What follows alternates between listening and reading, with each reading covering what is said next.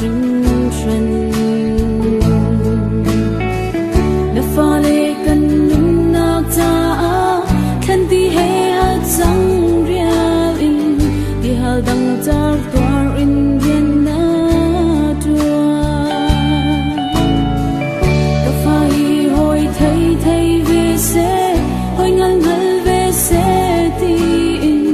tuk sun bu in siang in na kan kai der gian khot lai me rem nu zong na ít khâu sinh lâu thâu giao in lúc chung kut chuan in kla za na kan cham tia hồ sông lâu ca nu nang na đuôn lạc sông hi lay rock xếp chân đi lại lâu ar ni a pha le at la kang a hum na bang na dot na klave tanga ador mi kan si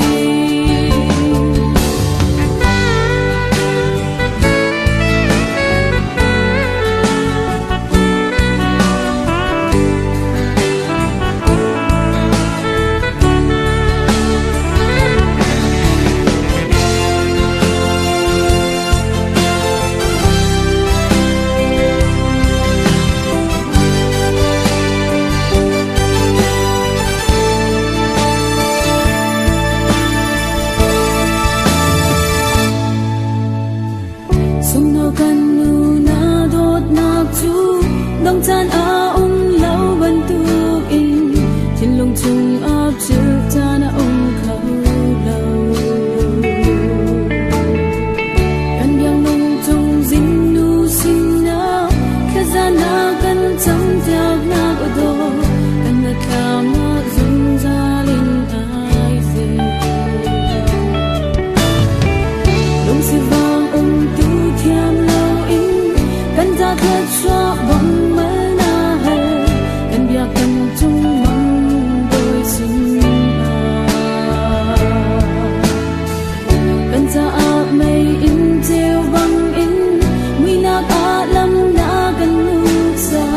na dot nak sung kan za su loi tu ngô sung na ka nu nang na dot nak sung hi lay rock xếp chân đi lại lâu ar ni a pha le at la kang a hum na bang na dot nak khade tanga ador mi kan si hồ sông na ka nu nang na dot nak sung hi lay rock xếp chân đi lại lâu ar ni a pha le at la kang a hum na bang na dot nak khade tanga ador mi kan si na dot nak khade tanga ador mi kan si All the children of the world, red, brown, yellow, black, and white, they are precious in His sight. Jesus loves the little children